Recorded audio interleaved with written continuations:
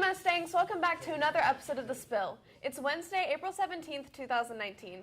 I'm your host, Riley Green, and I'm here with Kristen Anderson. On this episode of The Spill, we'll be reporting on a Japanese teacher, a veto, and an Easter egg hunt. Stay tuned for the latest.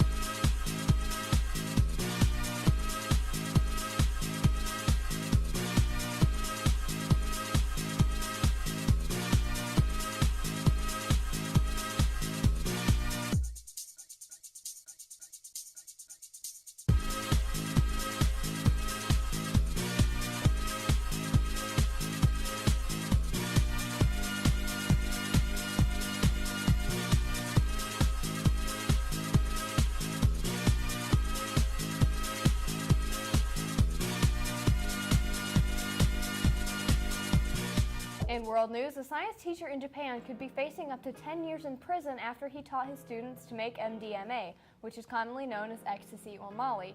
Tatsunori Iwamura was a professor at Matsuyama University in the Inheim Prefecture, and he admitted to getting his students in his pharmaceutical class to make ecstasy along with the designer drug 5-FQIPC. Japanese law requires researchers to obtain a license from regional authorities to manufacture illegal drugs for academic purposes. Iwamura had gotten a license from a different area, but it expired a long time ago. Local drug and law enforcement authorities believe that 11 students produced the drug under Iwamura's instruction. 4 of them were referred to prosecutors along with the assistant teacher. The university president, Tatsuya Mizogami, said that they sincerely apologized for causing serious concern to the students and their parents. The drug enforcement officers were acting on a tip-off from someone outside the university, but they did not actually find any ecstasy in Iwamura's home or lab. But they did find traces of 5-FQIPC, which is a cannabis-like substance that was banned in Japan in 2014. Seems like we have a real-life Walter White, just without the cancer and meth. In national news, President Donald Trump issued his second veto on Tuesday to stop a congressional resolution seeking to end U.S. involvement in the Saudi-led war in Yemen. This veto was expected because the resolution was seen as a rebuke of Trump's policies handling the Middle East. Technically, the U.S. is not providing combat assistance to Saudi Arabia, only technical support. This means that no American soldiers should be in harm's way while in Yemen. Congressional opponents of the resolution argued that this fact should allow U.S. troops to stay in the country. Supporters of the resolution stated that the U.S. should not be involved in the war without explicit permission from Congress. They also used their votes to signify that they do not approve of the president's continued support of Saudi Crown Prince Mohammed bin Salman, who has been implicated in the murder of Saudi dissident and Washington Post journalist Jamal Khashoggi in October of 2018. It is unlikely that Congress will be able to overturn the veto, though, because of the resolution's origins in the Republican-controlled Senate. In local news, this Friday, April 19th, the Cleveland YMCA is holding an Easter egg hunt. The event is free, and they're encouraging people to come out and have some fun with their community. The event lasts from 1 a.m. to 1 p.m. with different hunts for each age group.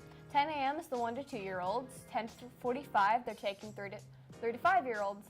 At 11:30, they have 6 to 8-year-olds, and finally at 12:15, they have 9 to 12-year-olds. The event is for all ages, though.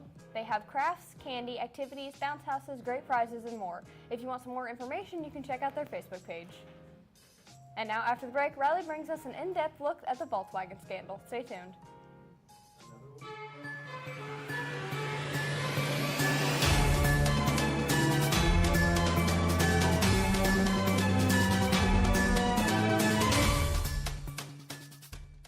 For our top story today, former Volkswagen CEO Martin Winterkorn has been charged with fraud over diesel emissions. He is one of 5 indicted in a case related to the automaker's diesel emissions cheating scandal. In Germany, where Winterkorn has been prosecuted, this charge carries a maximum penalty of 10 years in prison. He was also charged with embezzlement and violating competition law, and may be forced to repay bonuses and may be forced to repay bonuses he received as a reward for the sales. Along with the criminal charges, the U.S. Securities and Exchange Commission announced in March that it is suing Volkswagen and Winterkorn, saying that the company fraudulently raised billions of dollars from investors by overplaying their environmental credentials. It is alleged that Winterkorn has been aware of the manipulation of diesel fuels as early as 2014, but never alerted customers or the authorities. In 2015, the company admitted to cheating on clear air rules by using software to make emissions appear less toxic than they actually were. Prosecutors stated that they submitted a criminal indictment and 75,000 pages of evidence to a court in Braunschweig that will decide whether Winterkorn will stand trial or not. That's all for your news today. Now for your Walker Valley announcements.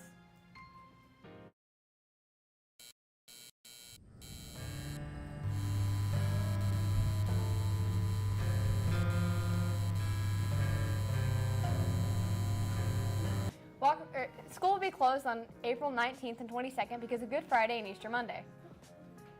There's a chamber choir concert on April 23rd.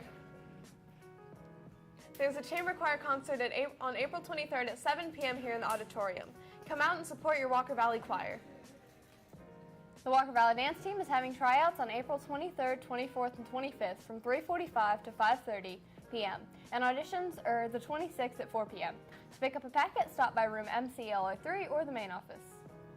The Special Olympics meeting has been changed to next Wednesday, April 24th during MAP. That's all for your news today. That's all for your announcements. Now for your pop culture news.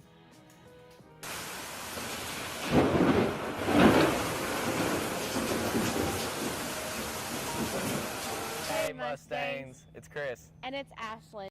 Today is Tuesday, April 16th, 2019. Today's weather is very sunny with a 0% chance of rain. Right now, the temperature in the valley is 42 degrees, which is also your humidity percentage, resting at 42. Your high for today is 76, and your low is 41. That's all for our Walker Valley weather report. Now back to the studio for your pop culture news. See you guys. Bye.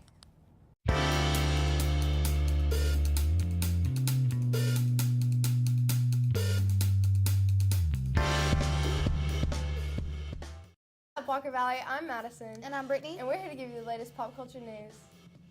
Johnny Greenwood from Radiohead, former Grammy nominee and music producer for 3 of Paul Thomas Anderson's movies, will be releasing new music this year. Poor Vacally will debut at the 2019 BBC Proms Youth Ensemble. Anne Hathaway gave up drinking in 2018, but it isn't until now that she's spoken up about the real reason why. She stated that her drinking wasn't necessarily a problem, but that her hangovers would really affect her, and she wants to be completely there for her 2-year-old son, Jonathan. She does not have a problem with drinking, but she herself will not be drinking until her child is out of the house. First, the children's book series Dr. Dolittle has been adapted into films throughout the years, with various actors taking on the role. This time, in The Voyage of Dr. Dolittle, we will be seeing Robert Downey Jr. on the big screen talking to animals. The movie was originally set for release this year, but has been delayed to 2020 while it undergoes reshooting, and this way it'll avoid competing against Avengers Endgame. That's all for your exciting pop culture news today. Now into your sports with Ashlyn and Chris. Hey, welcome back folks to another episode of the Retro Valley. Today we'll be looking at the classic 1998 first-person shooter, Half-Life. In the Black Mesa research facility, in what should be a normal, run-of-the-mill experiment, portals to an alien dimension suddenly begin to open. As total chaos surrounds him, 27-year-old physicist Gordon Freeman must fight for survival, combating zombies, alien creatures, and even the military in his struggle. What secrets does the Black Mesa research facility hold?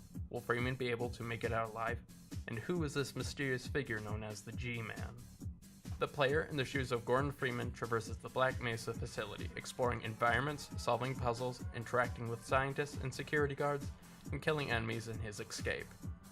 One of the most impressive things about the game is the variety of set pieces. Going down a moving platform while enemies attack you, destroying a tentacle monster, and firing a rocket into space. While sporting some fairly polygonal graphics, the game's environments are nicely detailed, with props being placed where they fit and certain things in the environment being interactable. For example, in the beginning of the game, you can interact with this microwave a few times and... My God, what are you doing? Gameplay-wise, the player will be killing enemies and solving puzzles, with occasional platforming sprinkled throughout. The puzzles aren't usually difficult, with most of them just having the player flip switches, climbing through vents, and pushing boxes. Platforming, while not terrible, could be better, with it sometimes being difficult for you to gauge how far away a platform is. When it comes to combat, the player will be fighting enemies like zombies, bull squids, alien slaves, and soldiers from the military.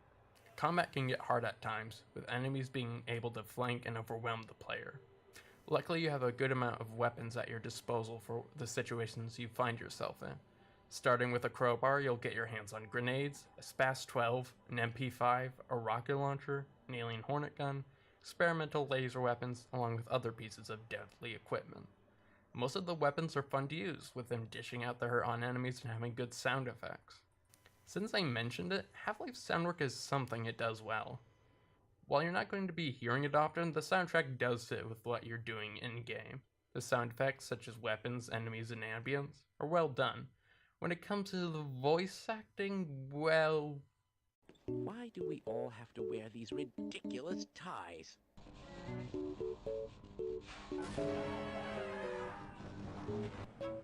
They're waiting for you, Gordon, in the test chamber.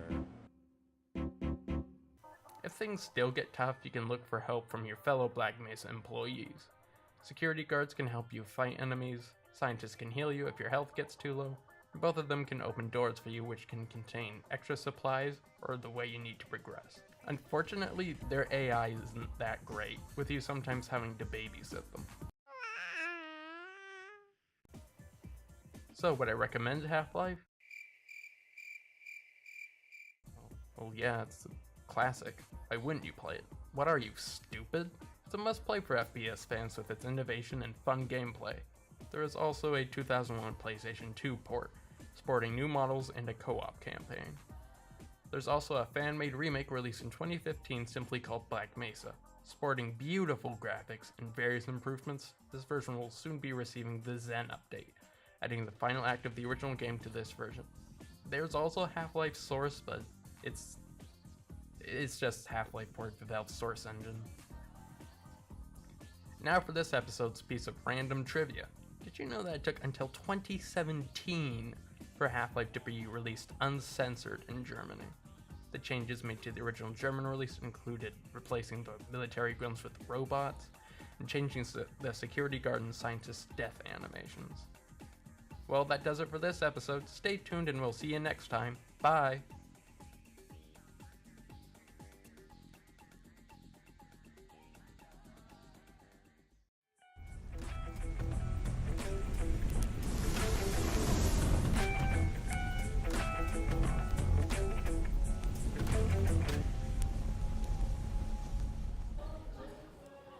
What's up, Mustangs? I'm Chris. I'm here with my co-host, Ashlyn. We're here today to give you your daily sports news. The Raptors bounced back to take a win in Game 2 of the playoffs against the Orlando Magic. Kawhi Leonard went off, scoring 37 points to carry the team to victory. The final score was 111-82. The Lightning's 62 regular season wins were tied for the most by a team in NHL history. They got swept out of the playoffs in the first round. The Portland Trail Blazers now lead their series on a 2-0 against the Oklahoma City Thunder. Lillard and McCollum have been fueling the team by carrying the lead and scoring on both ends. Hopefully Westbrook and the Thunder will be able to come back and even the odds. Russell Wilson, Seattle Seahawks QB, is signing a 4-year, $140 million and signing a $65 million signing bonus deal. That's all for our show today. Like us on Facebook and follow us on Twitter @TheSpillTV. I'm Ashlyn. And I'm Chris. Have a great day and thanks for watching.